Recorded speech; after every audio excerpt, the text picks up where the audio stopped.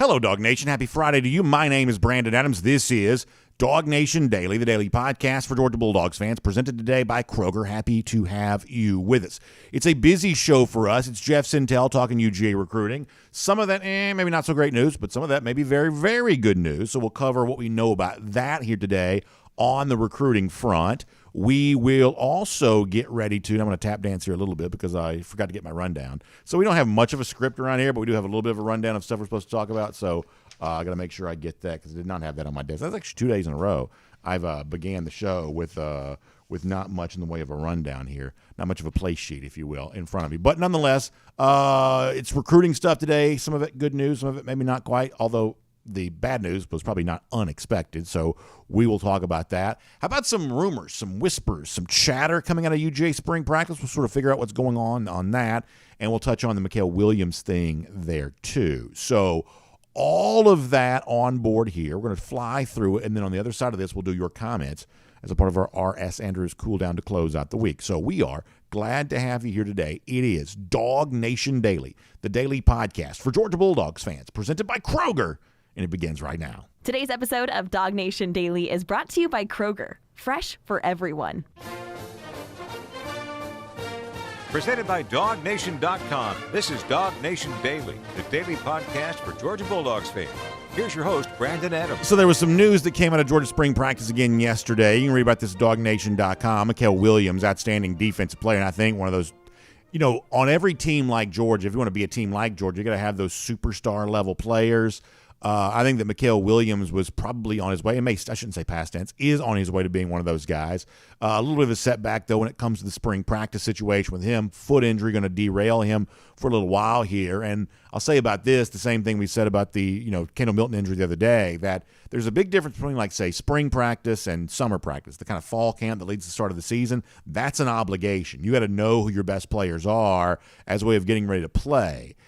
Spring practice is a little bit more of an opportunity. It's an opportunity for Mikael to take the next step with his career, but him stepping away for right now because of a foot injury only creates opportunity for somebody else to sort of show what they're all about. We'll talk more about that here in just a moment. So we're going to try to kind of turn the temperature down on the conversation about the Milton injury, even though he's had a series of those, and the Mikael injury because, let's face it, foot injury is one of those things that sort of ignites a little bit of anxiety among Georgia fans because, I don't know, some of those foot injuries kind of linger here a little bit. And Mikael, as I said before, is legitimately expected to be one of Georgia's very best players for this upcoming season. This is a rising star in the making, but he is kind of, dealing with a little bit of a thing right now. So you can read more about that there at DawgNation.com. So what do you say we put a happy face on all this for this week? You go into a situation tomorrow where Georgia's going to have a spring scrimmage. It'll be closed to the public, but we'll almost invariably certainly hear some sort of rumor coming out of that. We'll also get a chance to hear from Georgia coach Kirby Smart tomorrow, I believe, there too. So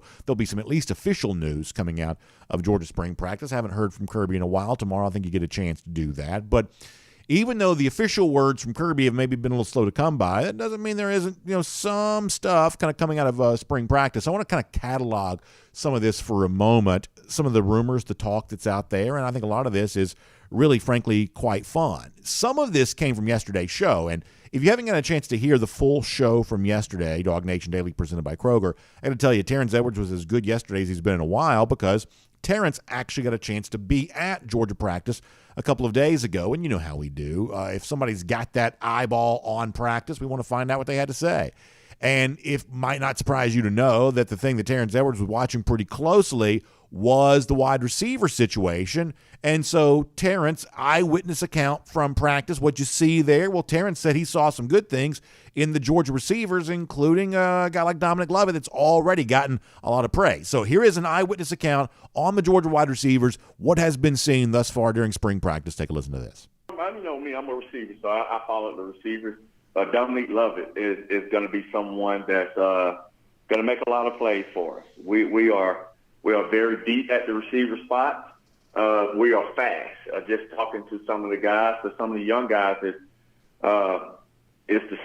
we got a 4x1 team with Arian Smith, Anthony Evans, Z's and C.J. Smith.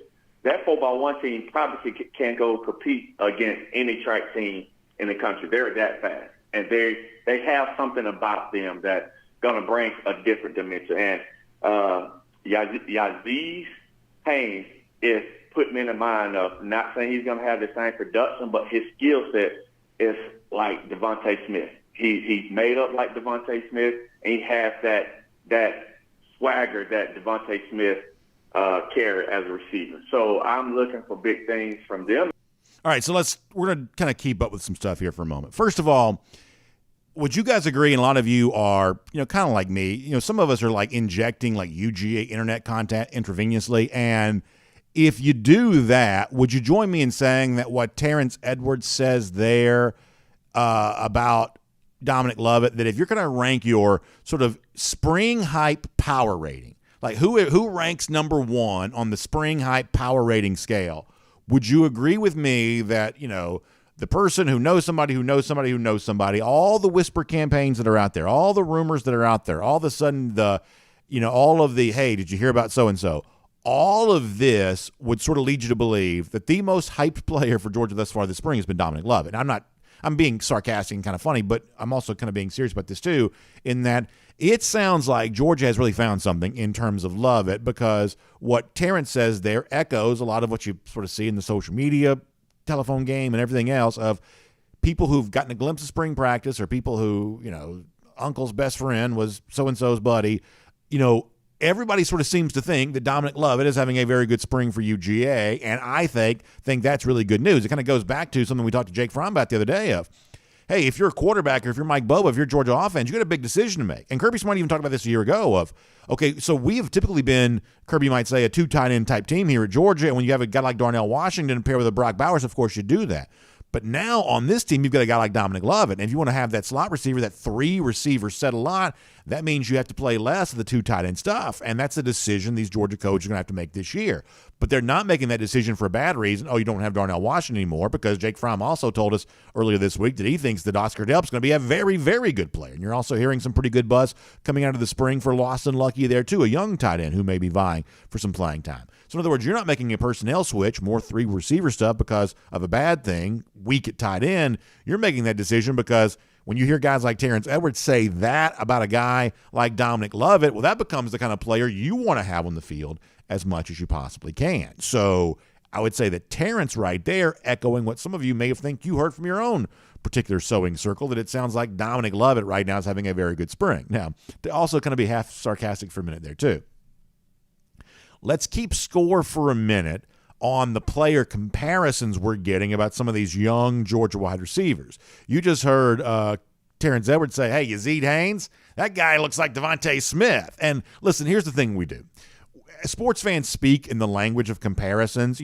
Every player about to be drafted has a comp. You even see a little bit more of the recruiting websites now kind of using comparable for players to kind of give you an idea who that is. For whatever reason, sports fans make comparisons. Oh, this guy's the next Michael Jordan, or this guy's the next Tiger Woods, or whatever else. We're just comparing athletes to athletes. That's sort of what we do. And so Terrence Edwards says, when I look at Yazeed Haynes, I see a guy who sort of looks like could be Devontae Smith. And the other thing that Terrence Edwards says is, when I look at this entire crop of young wide receivers, did you notice how much Terrence on our show yesterday emphasize the idea of speed? That we really think that Georgia, whether it was an intentional or just sort of a byproduct of trying to get the best players you can get, whatever the reason is, we think that Georgia has really upgraded its speed situation at the wide receiver spot. And Terrence Edwards noticed that, saying, hey, you could put those guys on a track team and you could go out there and have like a legit relay team just based on the speed they have, including this guy Yazeed Haynes. That sort of reminds me a little bit of Devontae Smith. Well, guess what? What Terrence said he observed from Georgia spring practice, and Terrence is obviously a credible voice in this, the only 1,000-yard receiver in Georgia football history. A lot of this was sort of echoed by Arian Smith the other day. Now, Arian's as fast as it come, but he met with the media the other day, and he was also asked, I'm going to play a little bit more of this than I normally would. It's sort of a rat-a-tat-tat, reporter question, Smith answer, reporter question, Smith answer.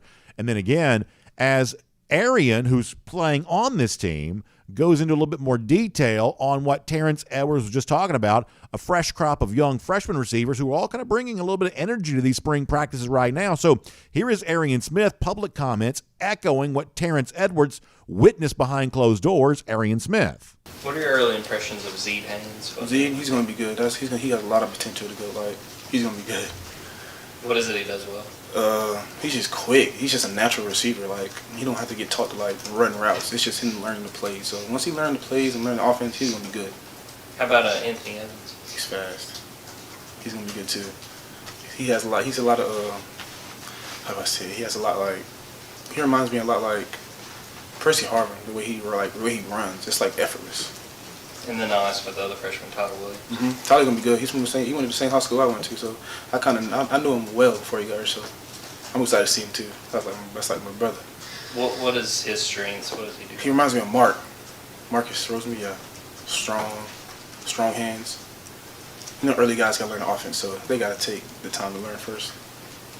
So if you're scoring at home here, we've got one freshman receiver, Yazeed Haynes, who's the next Devontae Smith, and we've got another freshman receiver in Anthony Evans, who's the next Percy Harvin. So right there, that tells you all you need to know. Georgia wide receivers, Devontae Smith, Percy Harvin, both reincarnated on this Georgia freshman wide receiver court. Now, obviously, I'm kind of joking about this.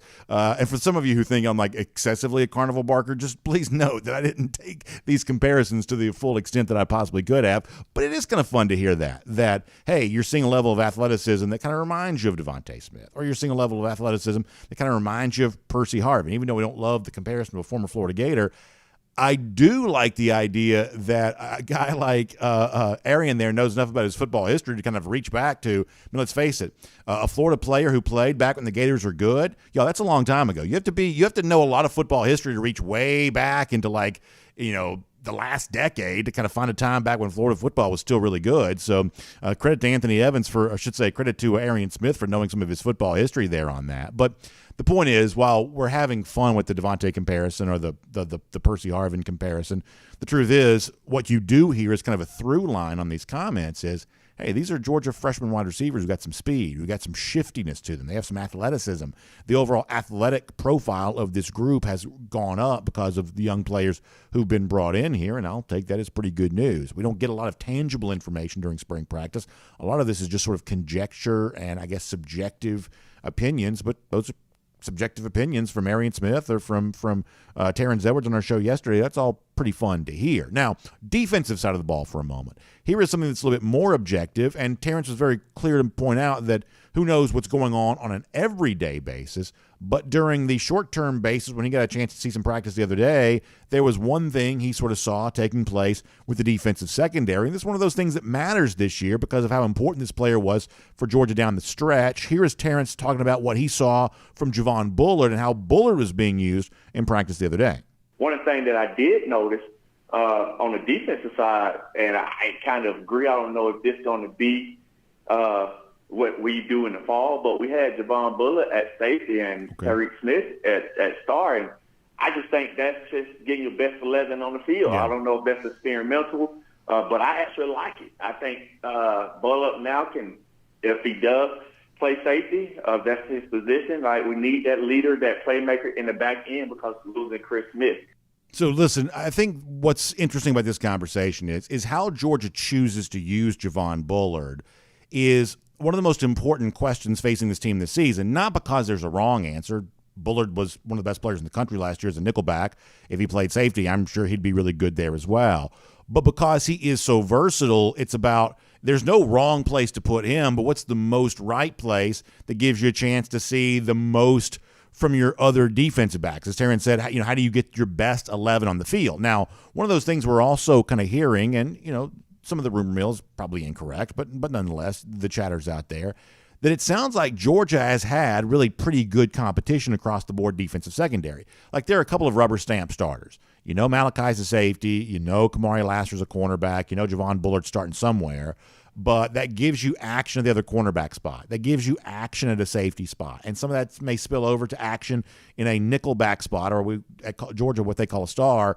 You've got some of that going on. It sounds like some young players we haven't heard as much from, Julian Humphrey, guys like that, are actually kind of asserting themselves here. And it sounds like a transfer that a lot of folks maybe weren't quite so sure what Georgia was getting in Deion Smoke Bowie. It sounds like, based on some whispers that are out there, maybe he's kind of asserting himself too. So fun competition ongoing when it comes to defensive secondary. Too early to know how any of this is going to play out. But at least the possibility, as Terrence points out, that a guy like Javon Bullard could be used in a different role some this year compared to where he was last year, or this could be an example of what Georgia seemingly does a lot, which is take spring practice as a time to cross-train players just in case they're needed somewhere else. So that's always a possibility. That's what that is too. But nonetheless, an interesting eyewitness account from Terrence on all of that. And then finally there's this. And this is admittedly one of those things, try to put a silver lining on, what was a little bit of a negative story yesterday. Obviously, the Mykel Williams injury. Mykel's one of those guys whether he kind of stands up and plays like an edge rush spot or, puts his hand on the ground, kind of plays that sort of traditional defensive end spot. Mykel Williams, freshman a year ago, kind of emerging on the scene, elite recruit, big-time player, going to be set back for a minute or two here because of a foot injury. That's, not something to get you, too happy if you're a Georgia fan, although you're, I guess, pretty optimistic that he'll be fine once the games that matter most start to be played for Georgia here. But how about we kind of finish on a high note then? Because when it comes to another young player who traveled a little bit similar path to Mykel a year ago of big-time recruit, coming in with a lot of expectations, and it sounds like right now he's living up to those expectations. Listen to how much Terrence Edwards praises a freshman defensive lineman for Georgia. Now, I almost ruined this clip because I talked over him because I won't shut up. But nonetheless, Terrence Edwards is giving you some very interesting information about a freshman defensive lineman who may already be popping for these dogs. This is Terrence Edwards one more time. And I'm going to tell you this. You could go back and look at this. When Jeff Sentell had me on his show evaluating that the 2019-18 class with Jermaine Burton and that whole class, and I said that Jalen Carter would be the best player in this class. And I was right about that. Exactly. Jordan Hall is going to be something special.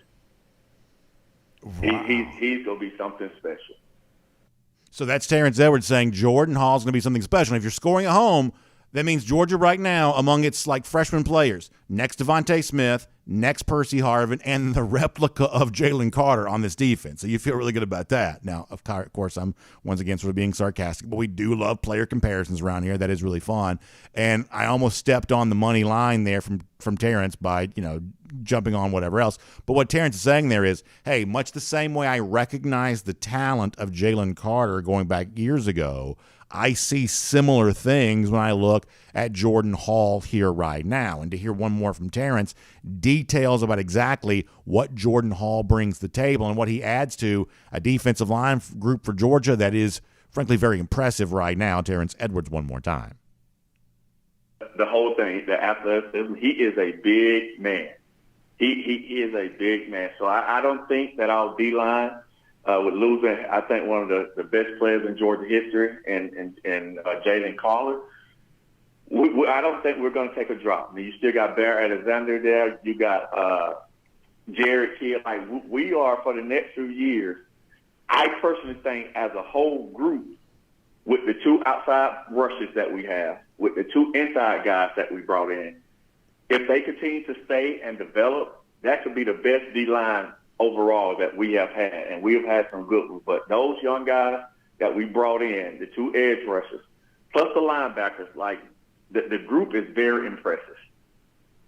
So there you go. Great information from Terrence Edwards. By the way, if you're watching a video we saw a moment ago, big baby Jordan Hall getting up and dunking a basketball. Some of y'all know this. I will never get tired of watching football players dunk basketball. It's just one of my favorite things to see. And Jordan Hall at that size showing the ability to be able to do that. So interesting stuff from Terrence Edwards. I thought that Jake Fromm had some interesting kind of angles too on some of that stuff earlier in the week if you want to go back and hear the Tuesday version of our show. And obviously at DawgNation.com, writing up a lot of this stuff there too. All of it's conjecture. A lot of it's mostly just for fun of, hey, here's a guy that I saw in a brief moment. He did this thing and that guy did that thing. Clearly we'll see with our own eyes on April 15th, and we'll truly all see come fall when these games start to truly matter, when you're actually playing for something that's real and tangible. But for now, the rumor mill's all we got. And it sounds like, with the exception of a couple of injuries that have maybe been not great news, the rest of the stuff around Georgia spring practice right now is really, really fun, which for the two-time reigning national champs is exactly what you'd expect. My name's Brandon Adams, and this is DawgNation Daily, the daily podcast for Georgia Bulldogs fans. We're presented today by Kroger, and we are glad to have you with us. No matter how you get to us today, live on video. We start at 9:45, 1st and 15, DawgNation.com, DawgNation app.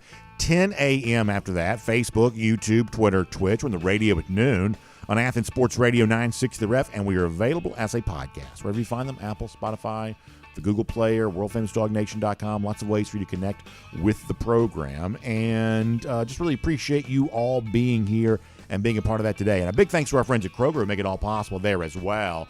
And something else that Kroger makes possible for you is a chance to save more time, save more money, and they're trying to be creative about how they do that. And one of the ways in which they're doing that right now is with a brand new membership opportunity. It's called Kroger Boost. And what they're inviting you to do right now as a way of kind of testing and seeing what Kroger Boost is all about, you can get 30 days for free right now by going to Kroger.com/boost and learning more about this. And you'll experience what you can experience for the full year, which is saving up to $1,000 and getting twice the fuel points, free grocery delivery, so much more. So more time to enjoy the things you want, more money to spend on the things you want, because Kroger's making your life easier, more convenient. That brand new membership opportunity, Kroger.com/boost. Sign up and enjoy 30 days for free to get the experience of what that's all like. It's the Kroger Boost membership opportunity, Kroger.com/boost for more on that. All right, we're going to get Jeff Sentell here in a moment. UGA recruiting talk, center stage with him.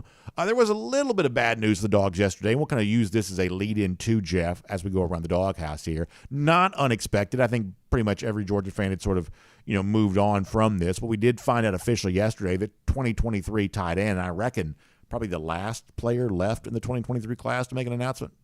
Certainly among the last, but I think the last. Duce Robinson, the tight end, has committed to USC. I wish Duce well. Obviously, I liked his film. I think he has a chance to be a very good football player if that's what he wants to devote himself to. But in reading some of this, of the stuff that's out there on his decision to choose USC, it just seems like the baseball thing is still a very big factor in Duce Robinson's, scenario here. And if I was that good at both sports, I'm guessing I'd be trying to figure out, would there be a way for me to play both there as well? But this is one of those things where, and I played some Arian Smith audio for you a moment ago, I think it's probably worth going back to hear the Arian Smith full press conference. You go to the DawgNation YouTube page, you can see the entire thing. One of the things that Arian talked about when he joined the media availability the other day was, Arian came to Georgia because he wanted to run track. And he sort of saw himself as a two-sport athlete there as well, a football player and a track star. And Arian's certainly fast enough to be able to do that. But Arian acknowledged, and you can see this for yourself on the DawgNation YouTube page, Arian acknowledged that, hey, if I'm going to be the very best football player I can be, then I may have to devote myself fully to football. And listen, people have a right to want what they want, but sometimes what you want requires you to make a certain kind of choice. And if you want to play at a place like Georgia, who's winning more than anybody else is, then maybe you might have to be a full-time football player in order to get the best of that. And in Duce Robinson's case, that might be true there as well. And I'm not trashing Duce. He may go on to be the next Deion Sanders, the next Bo Jackson. But as I've pointed out before, there's a reason why we say guys who've succeeded at two sports, we're typically looking at, I'm talking about the elite top-shelf athletes, of all time. So we wish Duce well as he moves on to the next phase of his athletic life. And I guess at some point in time, maybe facing some sort of decision here about what he wants to prioritize. But for now, USC's gotten itself a really good player. Georgia would have certainly probably liked to have had him. And yet it sort of seemed like the writing might be on the wall about this for the last, couple of months here, that Duce was likely trending away. And obviously, as I mentioned earlier, it's kind of interesting, one of the freshman tight ends already at Georgia, Lawson Lucky. It seems like he's getting some pretty good buzz during spring practice. So, it certainly seems like Georgia's still well-stocked and well set up at the tight end position. Obviously, we wish Pierce Spurlin well as he recovers from injury too. But it seems like Georgia may be well set up, well stocked at the tight end position right now as Duce Robinson moves on. Now, one more note here. There'd also been some thought of, well, Duce Robinson might be a little bit of an early indicator about the future of five-star quarterback Dylan Raiola, that because of these guys having a little bit of a bond, being from the state of Arizona, they might have a little bit of a connection here, and one might follow the other guy to whatever school they end up going to. Well, Robinson choosing USC, does that make it more likely that Dylan Raiola would also choose USC, the school that at one point in time he was kind of heavily projected to be going to? Well, we have some interesting information about this here over the last little bit. You may be familiar with Crystal Balls, 24/7 Sports. That's their kind of fancy marketing phrase for their online predictions. And one of their national writers is a guy named Steve Wiltfong, who typically speaking, has pretty good access to a lot of these recruits. And he has been on the record as of late that he was projecting Dylan Raiola to USC. Well, guess what? Over the last 24 hours, I guess Wiltfong's got a new prediction out. Let me show you this on Twitter there as well. 24/7 Sports sharing this on Twitter yesterday, that Wiltfong, who's like one of the big national names, has actually moved his crystal ball prediction back to the Georgia Bulldogs for Dylan Raiola. So it's a crystal ball alert, they say. Wiltfong, who had Raiola, I believe, going to USC, now has him going to Georgia. There's also been some chatter out there that Nebraska may be recruiting other quarterbacks now, that maybe they kind of realize that maybe Raiola is not going to take the family path and end up there in Lincoln to be with the Nebraska Cornhuskers. So it could be that on a day in which Georgia finds out officially that it's not going to be getting Duce Robinson, it may find out that the path is actually clearing with another five-star quarterback, I should say another five-star prospect, in the quarterback, Dylan Raiola, who's going to take his official visit to Georgia at the beginning of June, and by the end of that month, maybe he makes it official. So Georgia was content to let Jake Merklinger go to Tennessee. That was a quarterback they had offered in-state, and putting all of its focus seemingly on Dylan Raiola. And at least right now, some of the national chatter is the focus and the attention that Georgia's putting on Raiola seems to be paying dividends. We'll see how the official visit goes. We'll see what happens after that. But very interesting developments in Georgia's pursuit here of the five-star quarterback, Dylan Raiola. We'll talk more about the quarterback recruiting thing later on today as part of our SEC through about what Tennessee is actually getting in Jake Merklinger, the in-state prospect, with the Georgia offer. But for now, on what the official, I guess, line of thought was on Duce Robinson, what really is going on with Dylan Raiola, and kind of an interesting, I guess, profile, if you will, of a guy who I think is starting to kind of grow in excitement in terms of what he'll eventually bring to Georgia there as well. We're going to cover all of that and so much more as we say hello to Jeff Sentell here on DawgNation Daily, presented by Kroger today. From Athens and across the SEC or wherever the recruiting trail may lead, here's a DawgNation.com insider. All right, we'll say hello to Jeff Sentell, DawgNation Daily, presented by Kroger. Recruiting information to get to here. Jeff, as I said before you joined us, this was not unexpected news. I really don't know any Georgia fan who follows recruiting that thought Georgia was getting the five-star tight end Duce Robinson yesterday, but it did become official. My assumption on this is, and I've kind of used some of the words Varian Smith this week and others, my assumption on this is, hey, as long as Duce was this committed to trying to make it work in both sports, I'm just not quite so sure how good of a cultural fit that would have been for him at Georgia, even though I think the Duce is a very, very good football player. How right do you think I am on that description that sometimes a good player is a better fit for a different program? Yeah, that's a good take, Brandon. I think the main thing is that I think there's a lot of things there. Number one, I think the correct way to always view Duce was probably just, what is it, like snow tires on a Porsche when you live in Hawaii or something like that. I think that was a big luxury item for Georgia in the 2023 class, especially the way reports are coming out of how well early enrollee tight end Lawson Lucky is playing or performing in practice. But here's another thing, Brandon. To me, this is my own personal take here. Duce Robinson is going to play receiver, especially for the near future in college football. Not a lot of football is attached to tight end. Tremendous prospect, but for me, I know there are those that are in the crystal ball business. My crystal ball pick, if I would ever made one for Duce, would have still been for the LA Dodgers, even over everyone else. And I think that's the big kind of carrot thing with this is the SC decision probably sets up for him to be a baseball player on the West Coast where he's from in Arizona, a little bit better, a little bit neater. So this doesn't really matter, but I'm curious of your opinion. I don't know that my son is going to be choosing between a five-star football offer and a Major League Baseball draft pick offer. I'm not so sure that he is. But if I had to guess, given my athletic genes, he probably won't be. But if I was in that position, I'm not really quite so sure how I would advise my son, because if you want to focus on the baseball stuff, that's a little bit of money over the course of the short term, maybe $500,000, something like that. But if you really devoted yourself to football, whether it is as a wide receiver, as some sort of athletic style tight end, you're talking about 8-figure style money for being a first-round pick in football. What's the best advice to give to Duce of, hey, focus on football because that's your biggest potential payday. You're probably better at football than you are at baseball. Or take the short-term money now and sort of see how it plays out from there. What do you think the better advice is?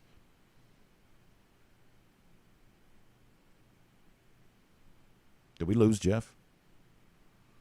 All right, we'll see if we Hey, can. Brandon, I'm there. All right, here you go. I'm here, Brandon. Yeah, did you hear the question, Jeff?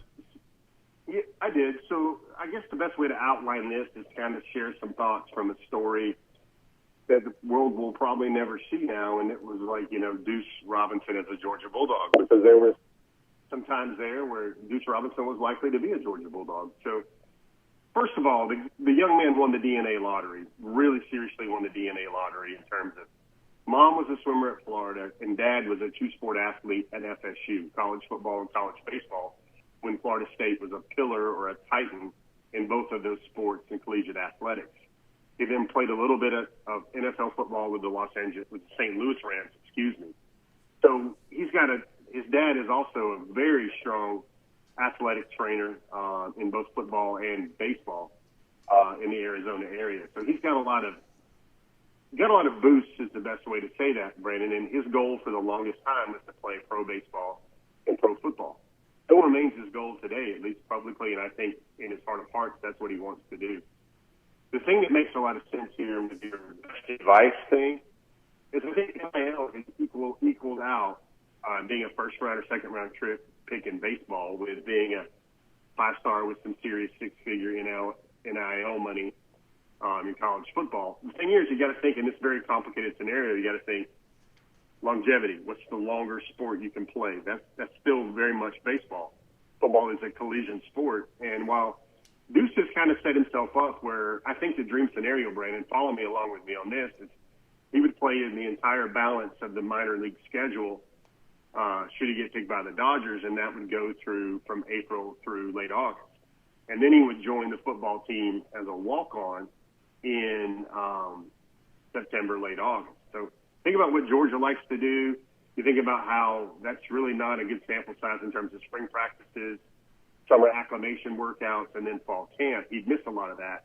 The luxury he has, though, Brandon, he is a plug-and-play player to some extent where you can be a receiver, and you don't really need to play, grown man football in the trenches in the SEC or whatever they call it, in the Big Ten or the Pac-12 or whatever. So there's a lot of intricacies to this thought process here, but college football, in summing up, college football is a lot closer to the no-brainer 3-foot putt that going to play pro baseball used to be as recently as 4 or 5 years ago.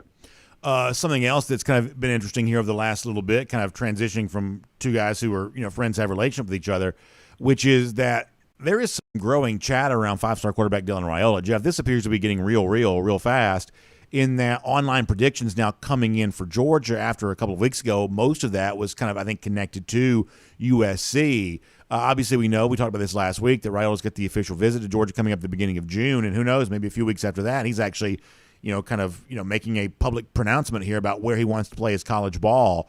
What is the recent Georgia momentum, at least the appearance of the recent Georgia momentum with Raiola? What's that about?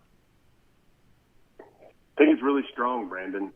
One of the things that we've noted for some time, we haven't been blasting headlines left and right because we knew that there was a process that needed to go through behind the scenes here. But when Georgia's got a commitment for the last couple of commitments now, you've heard the name Dylan Raiola come up with, hey, that guy reached out or that guy touched base.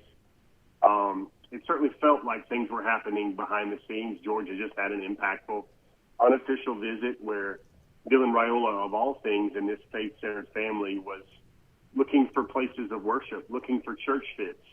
That's an uncommon thing, Brandon, with this very faith-based values family in terms of, some people don't even talk about seeing the weight room anymore or seeing the biology lab or the dorms anymore. And you've got the number one overall prospect in the country, not only looking at every box to check at Georgia, but also checking out, is there a church here nearby? What would be my spiritual circle if I was to choose this school? And that certainly lends itself to the thinking that things are serious with Georgia. And then you kind of add into all the chatter. You see plugged in Georgia commitments kind of really echoing a lot of Dylan Raiola talk.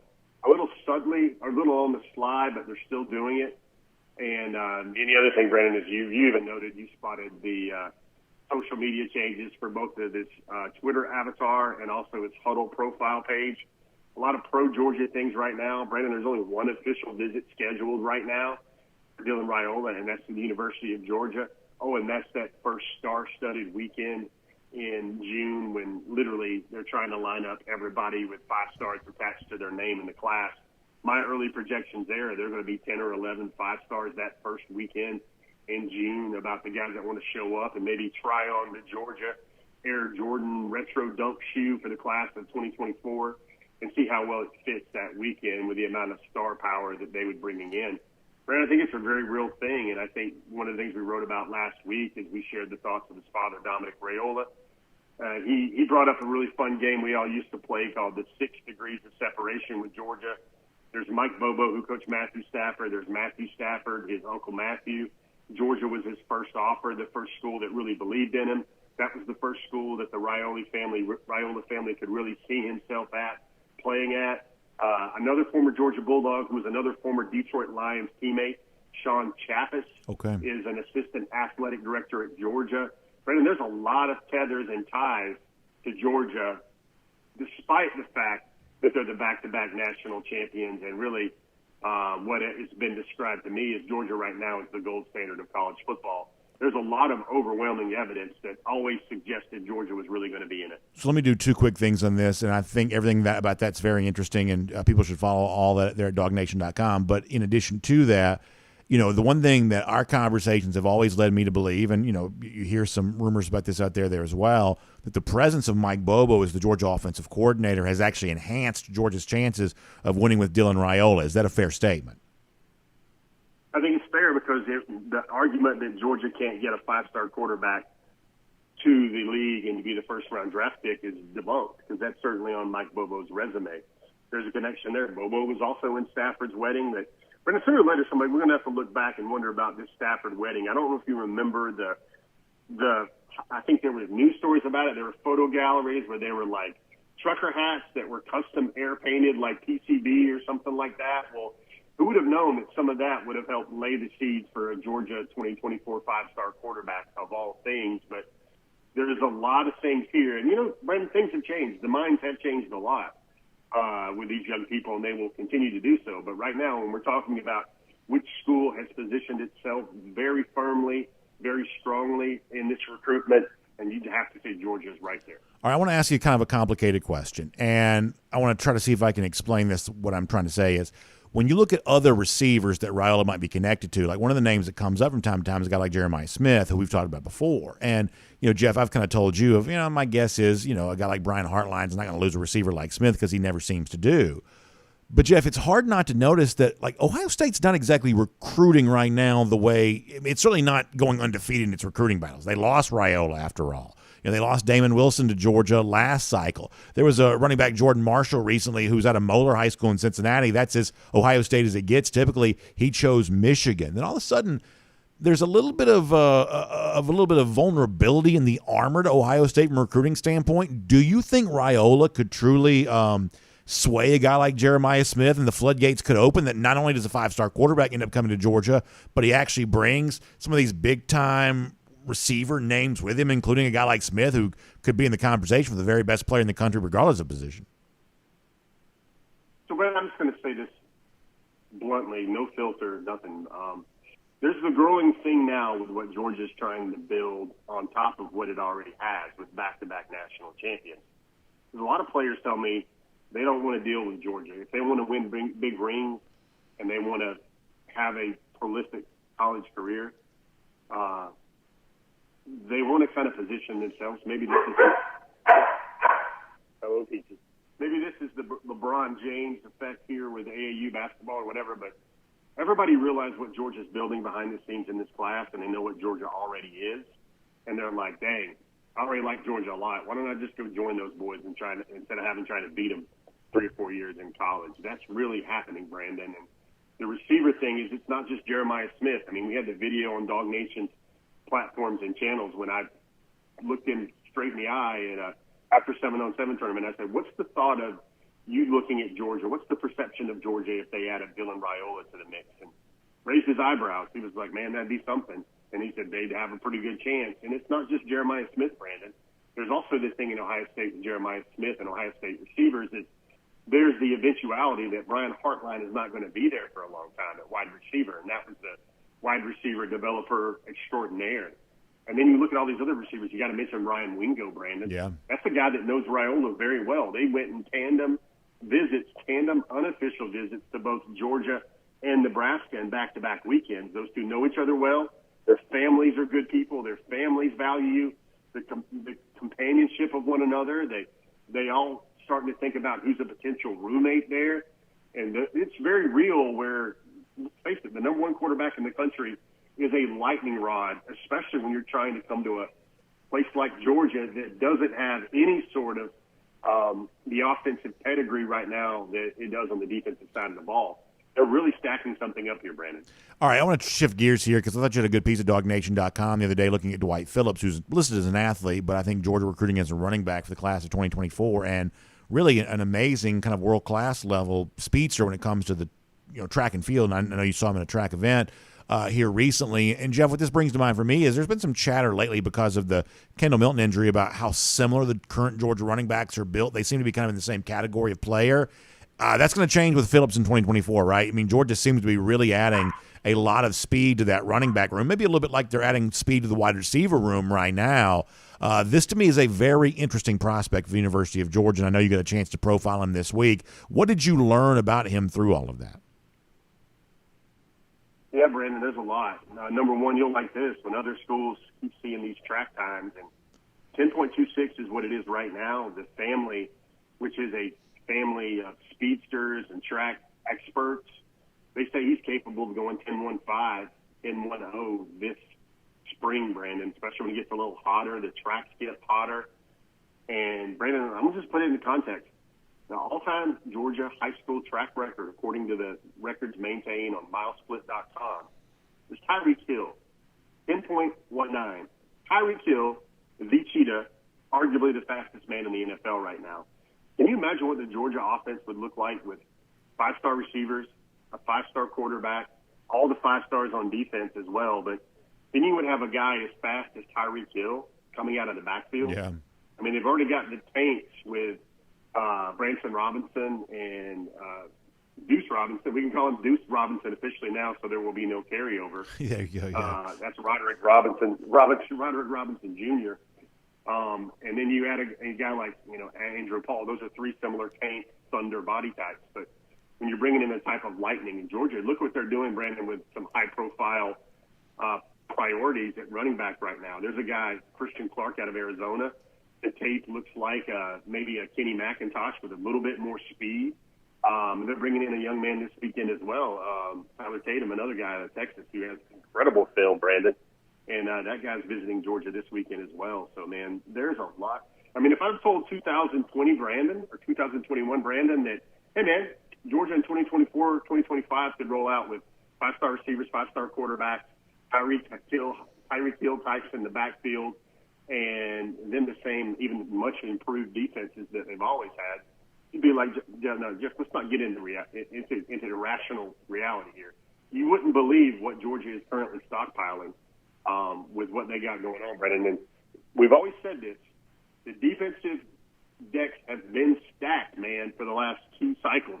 As good as Georgia's ever recruited under Kirby Smart, that's how well they've done defensively in the last two cycles.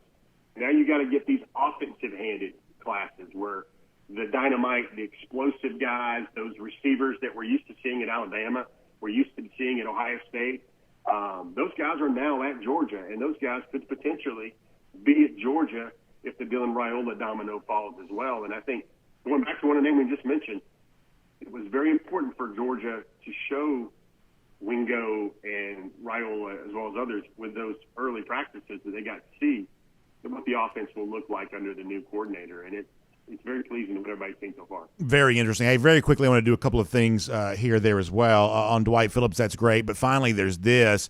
You also had a really interesting profile of David Sanders recently, who may be the very best player in the country for the class of 2025, an offensive lineman. And it seems like that Sanders recruitment going to be more pivotal, just given the fact that I'm not quite so sure the elite offensive tackle necessarily exists in large numbers this year. In the class of 2024, there are some good offensive linemen there are every year, but it may not be quite as deep as it's been in the past. So a recruitment for a guy like Sanders, if you want to look at it that following cycle, that becomes even more important, doesn't it? Yeah. Here's what's huge, Brandon. When a guy like me starts looking at it, I'll be blunt again here. I guess this is a blunt Friday for me. But, Brandon, there are only maybe 2 or 3 offensive linemen in the entire class in 2024 that are as good as the type Georgia usually signs. The Georgia standard that, Stacey Searles got last year with Bo Hughley and Monroe Freeling. And a lot of other guys across the front. And, it's just a down year for offensive linemen. Conversely, 2025 is overflowing. It's almost like the Noah's Ark of offensive tackles, except, this time they're bringing them in by 8x8s and not 2x2s in terms of premium elite offensive tackles. And I'm just going to say it, Brandon, I don't know if I've ever seen the combination of prospect with skill variety, with athleticism. It's almost like you're combining Trayvon Walker and Nolan Smith with a little bit of Nakobe Dean here in terms of David Sanders Jr., except the guy's an offensive tackle, and you've got to throw some Andrew Thomas qualities and characteristics and traits in there as well. I mean, the things that he's doing at 6'7", 260, Brandon, the lifts, we write about him all the time. I've never been as interested in shot puts, except when I can compare David Sanders' shot put throws as a sophomore to what Trayvon Walker was doing as a junior at the Georgia High School State Track Championships. Sanders is a unique player. I think he's wired the right way. He's the type of guy that you would put front and center in front of a program, very charismatic, big, incredible toothpaste ad type smile. He checks almost every box you would look for. He's a true unicorn prospect, and you want to talk about a guy and he's visiting Clemson this weekend, Brandon. It's not going to be easy. He's going to visit Ohio State as well.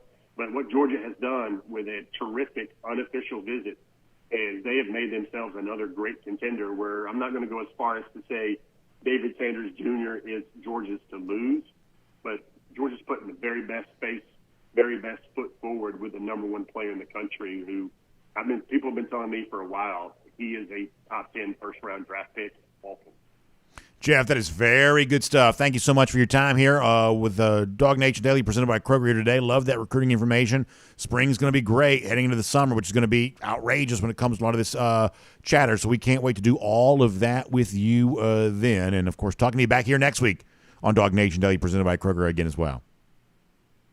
Yeah, guys, I know it all sounds like great news, but Georgia has great things, greater things than ever coming. And I hope everybody will sit back and realize that these are days right now with Georgia football on the field and on the recruiting trail that we never even dreamed or hoped, that most of the Georgia fan base never even dreamed or hoped they'd ever see.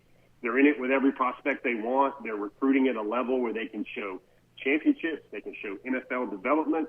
They can show the guys at every position that they've developed now. The reasons not to choose Georgia, Brandon, are certainly dwindling, and that's what we're here to cover each and every day and each and every week for DawgNation. And, hey, man, good hanging out with you again, and we'll see you soon. Amen to that, Jeff. Thanks for being here. Appreciate you. Let's take a look around the rest of the league. This is SEC Through. Really very interesting and nice to kind of go into the weekend on a positive note when it comes to UGA's recruiting efforts. That's great. And by the way, as we head towards the weekend, all that means is we're counting down even more days to the DawgNation Cruise. The chance yesterday to hang out with a few folks. We had kind of a little bit of a meet and greet type thing for some people yesterday, and got a chance to talk to a few folks who are going to be on board Independence of the Seas with us. And it's always fun to hear people who are getting as excited about that as I am. April 24th through the 28th, we're going to be there. Going down to Port Canaveral, going to Nassau in the Bahamas, going to Perfect Day, Coco Cay, and really just soaking it all up. I just love getting a chance to have that spring getaway and kind of sort of set the stage for what's hopefully an enjoyable summer for all of us, kind of post-G-Day, just kind of really kind of getting into that warm weather time of year and soaking that up in the Caribbean is just going to be awesome. And the events we have this year, our DawgNation team behind the scenes, a little bit larger than it used to be, so we have some ways to kind of make the cruise experience even more enjoyable. And I just can't wait to share that. Of course, the cruise itself is much larger this year in terms of the number of people we're taking on board with us. So it is going to be an extraordinary experience. When you hear me talking about it, I'm not trying to rub it in. I'm not trying to ask you to live vicariously through us. What I am telling you is, hey, the same excitement we have about being on board Independence of the Seas this April, you can have that same excitement yourself when you book your own Royal Caribbean Cruise vacation. Give Jessica Slater a call, 770-718-9147. That's 770-718-9147. Now, why do I say call Jessica Slater? Because she's a travel agent specially selected for us by Royal Caribbean. What Royal Caribbean's told us is they think the experience of booking a cruise vacation is made better when you use a great travel agent, because travel agents like Jessica, I mean, she's on a dadgum cruise every week, so it seems like it that way anyway. So she gets that experience. She kind of knows what's what. She knows how to save you money, how to give you the best overall experience, the right kind of stateroom category, because when it comes to choosing a cruise, and I've been on a few myself, when it comes to choosing a cruise, there are so many different variables. Which port you want to sail out of, which itinerary do you want to pursue, what kind of stateroom category you want to be in, what time of year do you want to go. All of those variables can be made sense of by someone like Jessica, who's just got that experience kind of doing this herself. So use her, great travel agent. She'll help you out with all of that, of course, and also she can help you get excited about the video you're seeing on the screen for those of you watching on video. Icon of the Seas debuting January of 2024, and I'm really hoping, man, as I hear more and more about that, they release the kind of bars and lounges and kind of the concepts they're going to be introducing on this ship.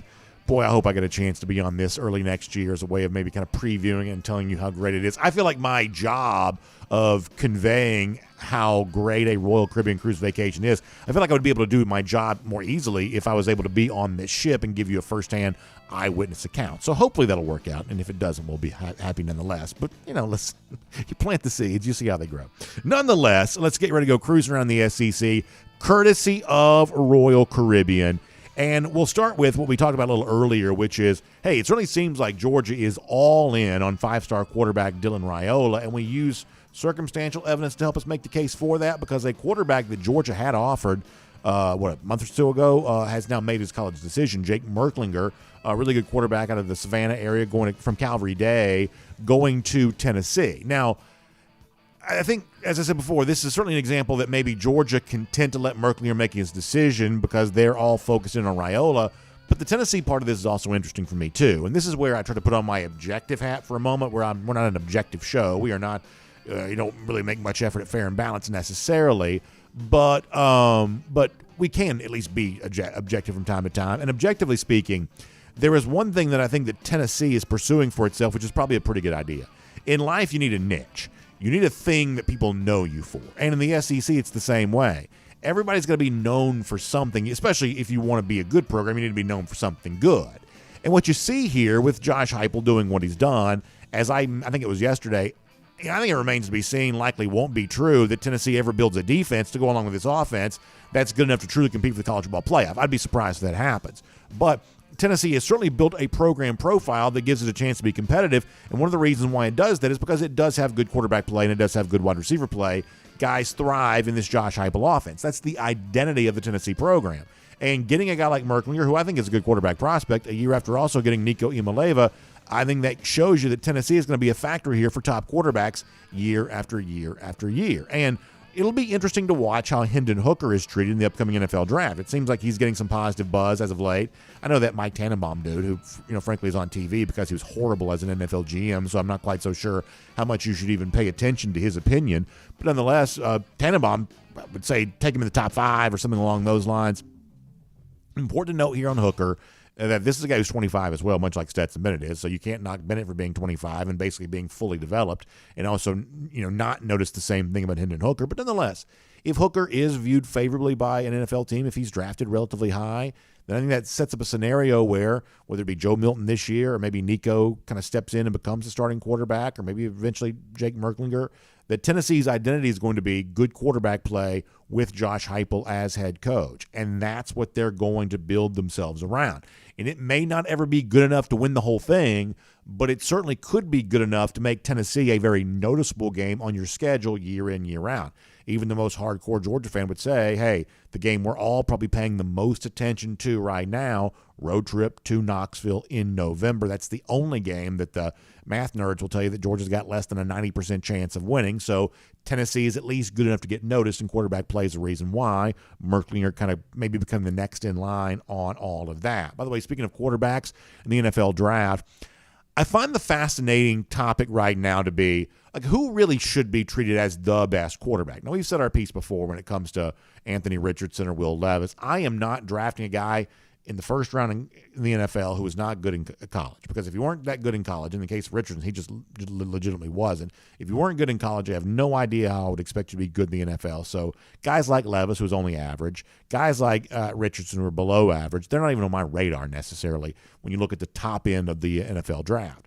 But C.J. Stroud, Bryce Young, they would be there. And I think the debate between Stroud and Young right now is really pretty fascinating. Because kind of what it comes down to is that the question about Bryce Young is, hey, does this size, the height, the weight, does that size, does it hold up over the course of an NFL career? Whereas on the flip side of this, Stroud probably has a little bit more of the NFL measurable maybe, but he's not as spectacular as Bryce Young. It seems like folks would probably say that Bryce Young has a higher ceiling, but in the case of C.J. Stroud, he has a higher floor. So you're left to conclude, okay, well, if that's true, that sort of simplistic caricature, if that's true of these two quarterbacks, then what decision would you make if you're the Carolina Panthers, for instance? What decision would you make if you're one of these teams, the front end of the NFL draft, with the potential of taking one or the other? What decision would you make to choose one guy or the other? And what I'm telling you is, in this particular case, I believe I'd go Bryce Young over Stroud, because when I look at C.J. Stroud, now he played unbelievable against Georgia, but I don't know that I saw that for him for the entirety of his career. I don't know that I see superstar potential in C.J. Stroud. Do I see long-term NFL starter? Maybe. Do I see superstar at the kind of the top of the sort of Patrick Mahomes level discussion in the NFL? I don't believe that I do, whereas Bryce Young at least has a chance to do that. Now, there's also a chance that you're spectacularly wrong on Young because he turns out to be just too small to hold up to the hits he's going to take, or too short to see the middle of the field where you've got to make completions at the NFL level. Maybe that's the case, and I'm not an NFL expert, certainly not a salary cap guru, but because the cap is going up, it seems like there may be actually a little bit more value in a rookie quarterback than there used to be. And because of that, maybe that gives you a little bit of freedom to kind of roll the dice here a little bit and bet on the guy who could be spectacular over the guy who may at least be solid. Stroud may be the safer, more solid choice. Bryce Young, the more chance to be spectacular. And if I was drafting number 1 overall, that's, I believe, the guy that I would want. Now, speaking of, final story here for our SEC through, the guy who was Bryce Young's college coach is Nick Saban. Nick Saban talking right now during Alabama spring practice about what he wants the Crimson Tide to be here this upcoming season. And what he's talking about is the honest disappointment they felt last year. I want to read you a quote, then I'll make a simple point. So Saban telling reporters this week that anytime we don't get into the national championship game, there's a standard here that everybody has sort of that expectation. We want our players to focus on what they need to do to get there, not the outcome, but what we have to do to get the outcome. That's the famous Alabama process, of course. Saban goes on to say, I think everybody in the organization is trying to figure out, okay, how do we go about this in a way that's going to help us get there? The players, coaches, everybody in the organization, because we have a high standard of what we want to accomplish and what we want to do. That was Nick Saban this week during Alabama spring practice. And I'd caution Nick Saban on one thing here. He talks about, hey, our standard is to play for the national championship. Last year we didn't do that, which is true. But let's also be honest about something else. Alabama didn't even win the SEC West. And this is one of those things that, for whatever reason, I just don't think is getting nearly enough discussion here right now. Alabama lost twice last season. One of those losses was to LSU. And yet, if you look at a lot of the chatter, and a lot of this comes from ESPN, it's just sort of treated that Alabama as a program is still better than what LSU is right now. What tangible reason can you point to in the present tense that explains why that is? Better history at Alabama? Okay. More proven coach in Nick Saban compared to Brian Kelly? Okay. But those are in some ways are past tense conversations. In the present tense, what is the proof that Alabama is better than LSU? I'm not quite so sure that it exists. And, Nick Saban says our standard is to play for the national championship. In this final year, we believe, of division play in the SEC, I would caution Nick, just make sure you try to win that division first, because last year that even proved to be too difficult for you. Then I'll give you one more little note here, and then we'll get ready to wrap things up. Sometimes the dog that isn't barking is the thing that sort of matters most. And for those of you that try to keep your ear to the ground on SEC rumor mill and things like that, tell me what you're not hearing this spring. For those of you who try to listen to this stuff as closely as you can, tell me what you're not hearing. Y'all, I am not hearing a word about this Alabama quarterback competition. I am not hearing a whisper. And maybe that's nothing, right? Maybe Ty Simpson or an improved Jalen Milroe, maybe one of those guys is just waiting in the wings. They're going to explode on the scene. They're going to be the next Bryce Young. Maybe there's at least a possibility that's the case. But man, for an Alabama fan base that right now could use some good news, basketball team got bounced out of the tournament, embarrassing scandal kind of over that program all year long, football team coming off a 2-loss season. If there was any hope to sell to Alabama fans, don't you think the Alabama-centric media would be peddling that as much as they possibly could? Just notice what you're not hearing right now. Not a word about Ty Simpson, who's supposed to be the guy that Alabama fans want to overtake Jalen Milroe because they saw Milroe play last year. They didn't think it was too spectacular. Just notice what you're not hearing right now. I try to keep my ear to the ground on every rumor I can find. True, not true, whatever else. I'll take any rumor I can get. Y'all, I'm not hearing a word about Alabama quarterback right now, and that, I think, is worth filing away of what's really going on in Tuscaloosa when it comes to a guy under center for the upcoming season. Will make that cruising around the SEC, courtesy of Royal Caribbean. Now, speaking of Alabama and their basketball embarrassment, as we close out our week here, we'd like to do our big finish presented by the Finish Long Drink, where we kind of celebrate you enjoying the Finish Long Drink this time of year when the weather gets warm. To me, this is really Finish Long Drink time of year, time of season. You're on your patio, you got pool, golf course, whatever else. The Finish Long Drink always so great with that. Goes always so great with that. But it also, according to some of in our audience, goes great with some celebrating there, too. I want to show you this on the screen. We got this a little earlier this week. Tim Grubb writing in. DawgNation Daily, how about some long drinks going to be consumed tonight celebrating that Alabama basketball loss? I fully endorse this message. No doubt about that. Great to celebrate Alabama losing in the NCAA tournament.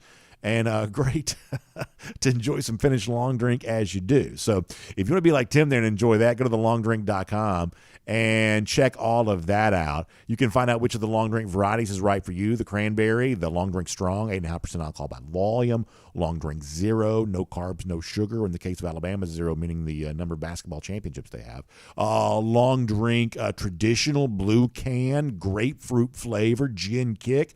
You've heard me say this before. It looks like a beer because it comes in a can, but it's not. It's a ready-to-drink cocktail. So if you like mixed drinks, you like grapefruit juice and gin, you like all that kind of stuff, well, that's what you get right there in the can. Pop the top, enjoy it, pour it into a glass, whatever you want to do.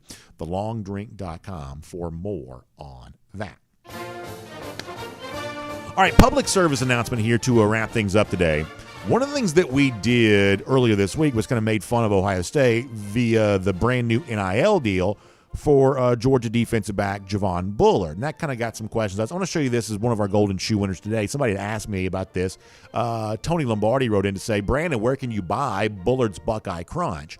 I'd like to get some for a friend of mine who's an Ohio State fan. Now, first of all, I totally am on board with the idea of using gifts as a way of trolling your friends. To me, there's really no better thing to do, gift-giving time, than that. Yeah, send that to an Ohio State fan. Let them know what's what there on all of that. So, Tony, as a response to you, I'll give you a golden shoe for your friendly gesture there, but also kind of remind you where you can pick this up, and also a reason for mentioning this there as well. So the company that made the Bullard's Buckeye Crunch will show you this. Do we have the next one here? Yeah, there we go. It's called Alumni Cookie Dough. Now, I show you this there as well because if you go to Google, apparently some Ohio State fans have kind of attacked Alumni Cookie Dough in the what do you call them, like the Google review type thing. So some Georgia fans have now started going in there, I think, to kind of like try to counterbalance all of that. So the Alumni Cookie Dough who made the Bullard's Buckeye Crunch, I guess they're being spammed here in some of their online reviews from Ohio State fans. So, yeah, that's where you go. You can get your Javon Bullard Buckeye Cookie Crunch. And that's where also you can go to, I guess, support the company that made that in response to some of the Ohio State fans who are whining and crying as they are kind of known to do. So golden shoes all the way around for that. By the way, Gator Hater Countdown, 211 days from right now. Georgia beats Florida again. That's our Gator Hater Countdown. We will see all of you back here Monday, DawgNation Daily, presented by Kroger. We'll look forward to talking to you then.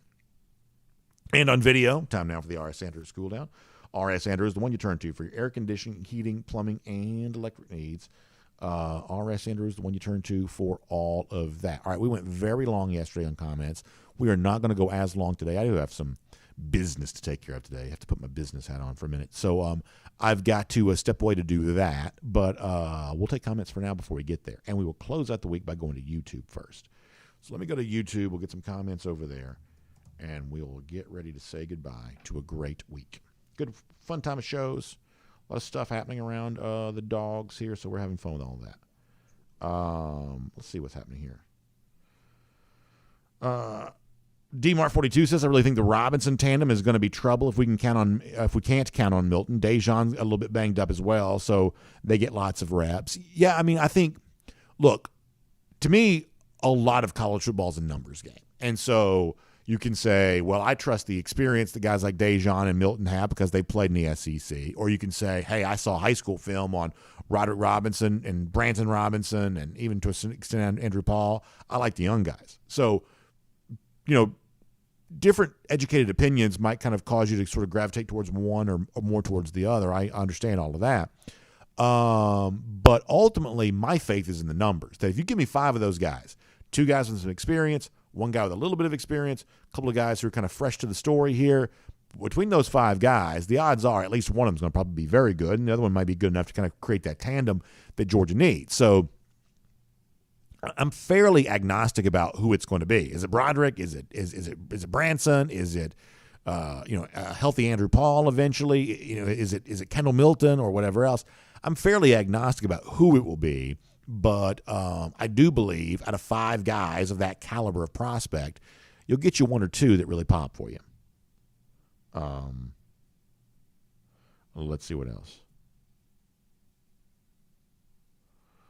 Carter Evans on the subject of those spring practice notes about Brock Vandagriff. I've heard some positive chatter about him. Now, much like I said, it's interesting sometimes that you hear the Alabama sort of what I would say silence around their quarterback situation. I hear a lot. I don't hear much about that right now. At least not much that I can sort of view as credible. I think you got to be okay about. You got to be careful about what you hear coming out of spring practice as well. Because let me give you a comparison here. As you get closer to the season, whispers coming out of Georgia are going to be a lot more verifiable, if that makes sense. Like think about this. So Georgia beat Clemson, start the 2021 season. And that next week in practice, like from the very word go, we were hearing rumors that that JT Daniels was too hurt to play. And eventually we started hearing rumors of what's actually going to be Stetson Bennett that starts. And by the time you got to that game, it was Bennett. Frankly, a lot of folks were really disappointed about that. But that's what you'd kind of heard was JT Daniels is too hard to start. Stetson Bennett's going to play in place of Carson Beck, who some would have expected to start that game. And all that was like rumor and conjecture, but it was proven to be true. So my point here is, as you get closer to the season, certainly in the season, but even the fall camp ahead of the season, the kind of rumor stuff that comes out is far more verifiable. It's going to be proven right or wrong within a matter of days. Whereas in the springtime, so and so looked good or so and so looked good. To quote the Big Lebowski movie, that's just like your opinion, man. You know what I'm saying? Like it is, and I'm as guilty as anybody, and I love it. We did a whole thing on the top of the show about so and so looks like this and so looks like that. But it's also important to kind of put an asterisk next to that, which is, hey, none of this will be proven right or wrong for months. And by the time you get there, we'll have forgotten what everybody said back in the spring. So in terms of what you hear, I like to have fun with it, but I also think it's important to take it with a grain of salt because most of this just isn't really very, very verifiable right now. Lane Hopper, we did talk about Steve Wiltfong's online prediction for Dylan Raiola, and I take that pretty seriously. As one of those guys that, like the whole online prediction thing's a little bit of a game, but that's one of those guys that has a history of playing it pretty well. So I do take that pretty seriously. This is fun. Ridge You Fly saying, I'm hearing that Bama fans are not happy with Nick Saban comments and feel that mess with team chemistry in the NCAA tournament. How much do you think that contributed? I do think that Nick Saban's comments were intentional, and I do believe that Nick Saban's glad the basketball team lost. I do. Nick Saban's one of those guys that he's just in it for Nick Saban, and Alabama being good at basketball doesn't help him at all. It doesn't do anything to help him, so therefore he'd just prefer it not happen. So whether or not that put a cloud over the basketball team or not, I don't know, but I'm fairly confident that Nick Saban's happy they lost. I think ultimately what kind of did the Alabama basketball team in is that this was a year in which the very best teams in college basketball, and a lot of the sort of college basketball math nerds were telling us this, and I think they turned out to be right on this, which is that we didn't quite have that runaway dominant team this year the way we typically do. Alabama would have been the closest to that. There's this long list of criteria that every national champion typically sort of has. There are very few outliers on that. There are some outliers, but very few. Alabama was kind of the closest to meeting that this year, but they weren't like passing that test with flying colors. The criteria like offensive and defensive efficiency metrics, strength of schedule metrics, things like that, experienced coach, things like that. And Alabama was the closest to kind of measuring that elite category. They were the only one truly in the category, and they only barely made the cut for most of the year. So this was a year in which Alabama may have been the best team in college basketball, but being the best team in college basketball this year didn't make you quite as dominant as previous best teams in college basketball would have been. DawgHouse Lawn Care says he's got some news for us on Monday. DawgHouse, can't wait to hear that. DMart 42. Yeah, so DMart kind of, as I said before, the online prediction thing's a little bit of a game. And I like them, you like them, but there's definitely a little bit of a gamesmanship going on with some of those online predictions. G. Grace Bama Boy says, "Stop it, BA. You're better than that, man." Is this about the Nick Saban thing? G. Grace, listen, I love your comments, and I'm glad you're part of our show, and I love the way you started out with our people. I'm telling you right now, as genuinely as I know how to be, Nick Saban did not want Alabama to win the basketball national championship. He just did. Nick Saban is in it for Nick Saban. And listen, Nick Saban's an all-time great. I mean, he isn't an all-time great. He is the all-time great. He's truly the GOAT. You can't dispute that here right now. But when you see the contradictory statements from Saban, for years being in favor of a 9-game conference schedule, but now he doesn't want to play 3 teams that Alabama has been playing for year to year to year. You just sort of see that Saban allows himself a lot of flexibility in terms of his opinion, depending on what serves him at that particular time. And, if I'm Tony Mitchell, I'm sort of thinking now, listen, Mitchell, his actions maybe not, worthy of defense. But if I'm Mitchell, I'm like, why are you throwing the book at me, given what you failed to do with players for, going back to Deshaun Hand or anybody else you want to go back to? How come I get the book thrown at me? Well, it sort of benefited Nick Saban, I think, now to be the disciplinarian in comparison to what he sees as, somebody coming for some of his attention down there in Tuscaloosa and Nate Oates. It served Saban well to be disciplinarian on the Mitchell thing, where in the past, Saban was the most casual guy in the world about stuff like that. And by the way, I'm also the last one that wants to say so-and-so shouldn't be playing. I mean, I never even made that big of a deal about Brandon Miller playing. I admit ignorance when it comes to knowing the whole story there, but I mean, I've, echoed some what Jay Bill has said, that there are some legal rights to consider here when it comes to Brandon Miller. So I'm not necessarily against Miller playing. I really wasn't. But there's no doubt that Saban saw an opportunity to draw, at least in my mind, there's no doubt that Saban saw an opportunity to draw a contrast there by suddenly finding his, backbone when it comes to player discipline, and he chose to do it this time in a way he hasn't done it before. Let's see what else. Carter Evans says, "I'm always a fan of downing Bama. Please continue, BA." There you go. That's funny. Let's see what else. William Perry says, "I have a personal vendetta against Nick Saban." I don't know if that's true. What I do believe, though, William, is that the last thing the world needs is one more person saying, and now Williams, he's joking with me because I said he had a personal vendetta against Stats Bennett one time. But the last thing the world needs is one more person just echoing the same claptrap about how great Nick Saban is. I have a little bit of a theory about the media and Nick Saban. This is an obnoxious point of view, so y'all can write this off if you want to. But Saban is the GOAT, right? So part of the praise that Saban gets is because he's legitimately very good. But there's also this sense in which a lot of media members have been covering Nick Saban since they were young. Nick Saban's been in Alabama since 2007. He was at LSU winning national championships in 2003. I think a lot of media types look back on that period of their life and they see less gray in their hair and they see, less wrinkles on the face. They see, sort of a different stage of life. And as long as Nick Saban's still doing what he's doing, as long as he's still as good now as he was then, well, that makes old people feel young, if that makes sense. And so I honestly believe that some of the media praise that Saban gets now, even though pretty clearly Alabama slipped a peg or two, some of the praise that Nick Saban gets now is about media nostalgia for how young they were when Nick Saban first got started doing all of this. So, as I told you before, that's a little bit of an obnoxious opinion, but that is kind of my Saban opinion. Let's see what else.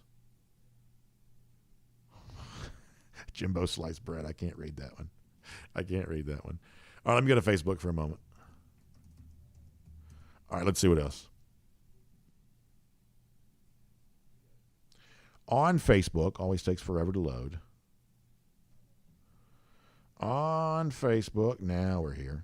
All right, on Facebook for a couple of minutes. Ken Holcomb says, even on Feinbaum, where 75% of the callers are Bama fans, as well as Paul, aren't wanting to talk about their next quarter. Yeah, see, I'm telling you, Ken, there is something to that. There's a little bit of a wisdom of crowds thing that shows up sometimes. And if Alabama fans are not calling into the Paul Feinbaum show and, doing their shtick, if they're not doing that around the next great Alabama quarterback, I think that tells you something. I really, really do. And I'm just telling you, I think it does. I think that tells you something. Craig Jones says Nick Saban's on his farewell tour, one more Georgia championship, and he'll be ready to hit the lake house. Yeah, I don't think that Nick Saban can survive a third straight Georgia national championship. I just don't think he can. And I'm telling you right now, what's going to happen is Alabama fans are going to turn on him. That's what's going to happen. You watch this. You hear me now, believe me later. If Georgia wins the national championship again, whether they beat Alabama to do it or not, whether it's Alabama losing twice and not making the playoff or Georgia beating Alabama to get there, if Georgia wins 3 straight and Alabama watches this happen, the guy that, helped, Saban with all this success, Kirby Smart, now doing it for his alma mater, Alabama fans will be the first to say we need a change in leadership. We need some fresh new blood, a younger coach. They'll be the first to say it. I don't know who they want to go after at this particular time because I'm not quite so sure Dabo Swinney kind of rise that level anymore. I'm not really sure who it would be. But if Georgia wins the championship again, one of the sweetest parts of this is the Alabama fans who right now are telling you that Nick Saban can do no wrong, they will be the first to turn on him, and wait and see when that happens. All right, let's see what else. Randy Hall says first part of the Georgia schedule favors the chance for players to heal and build more depth. I agree with that. I absolutely agree with that. Let's see what else. Craig Jones going back to the Nick Saban, David Pollock moment from the national championship game. That's funny. Lucy Bowers-Boykin says, I learn something new every day on DawgNation Daily. Sometimes I learn multiple things. I'm sure that's probably from the comments section, not from me. But, Lucy, we're glad you're here nonetheless. Miriam Corbin also going back to one of those moments in which Nick Saban wasn't exactly, Mr. Tough on crime. That's probably fair to say. Miriam Corbin also wishing everybody a good weekend. You as well. Let's see what else is going on here.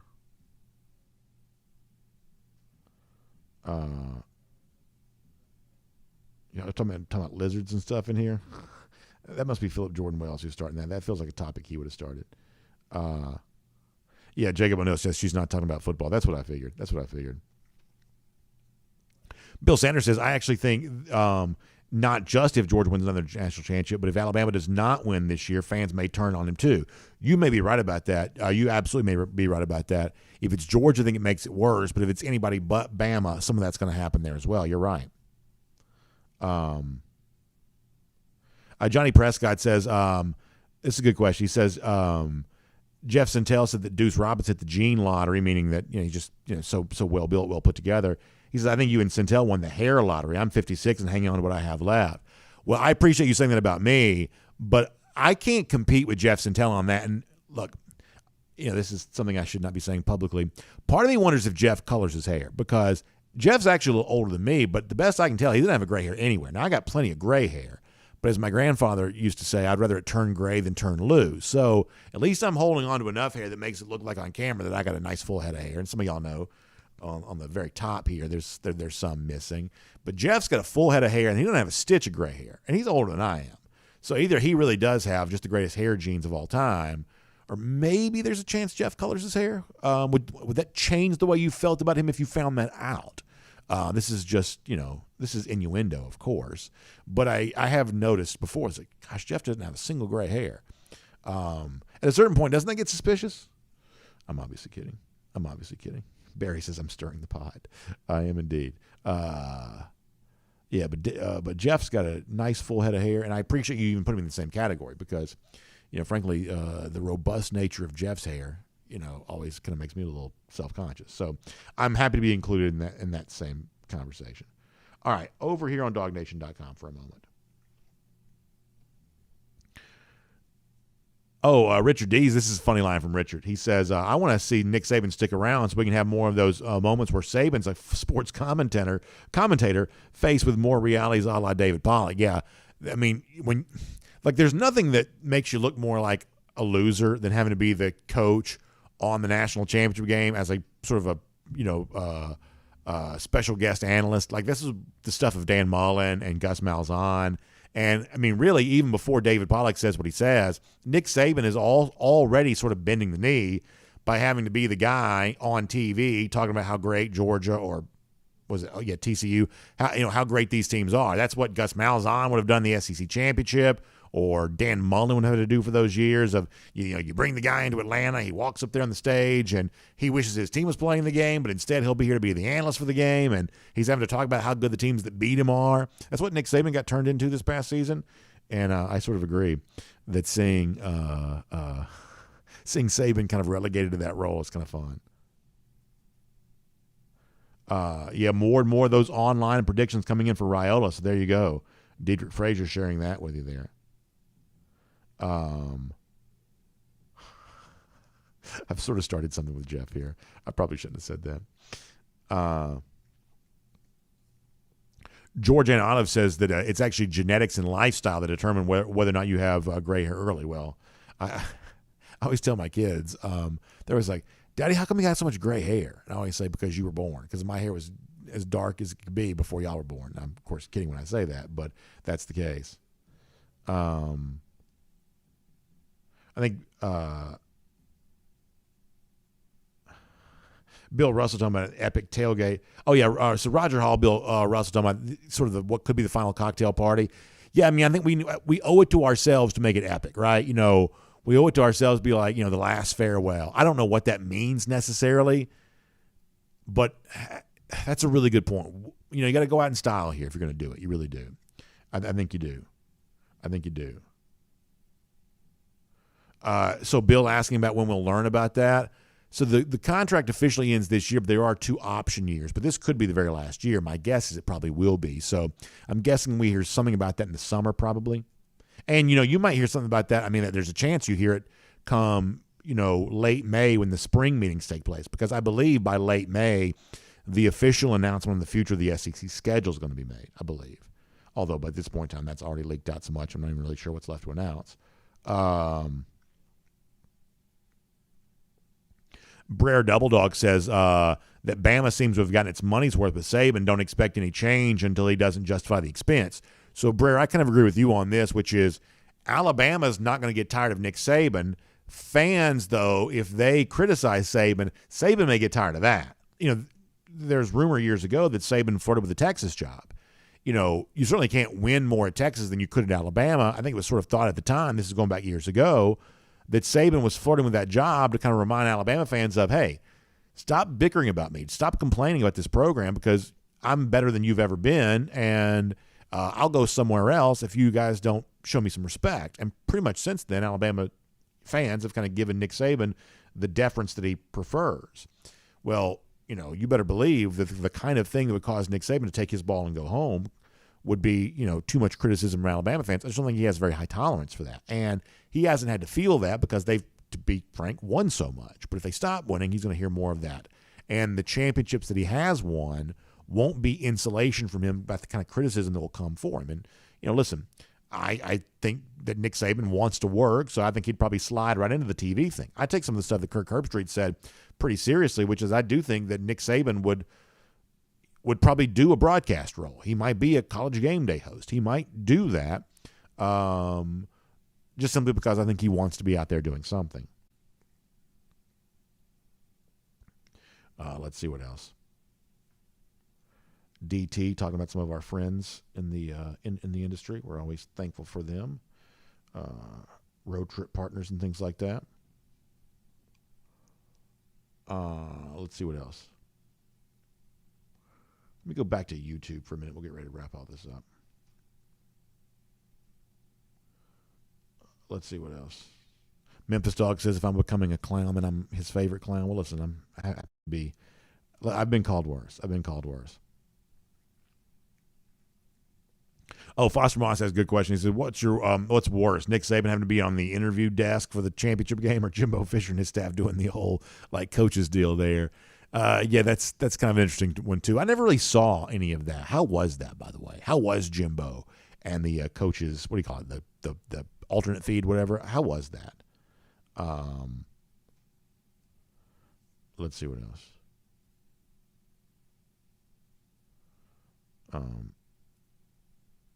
Paul Moon says, I would love it if Vrabel takes Stetson in the second round. Couldn't be a better a better sell for quarterbacks to UGA. Maybe that's the case for sure.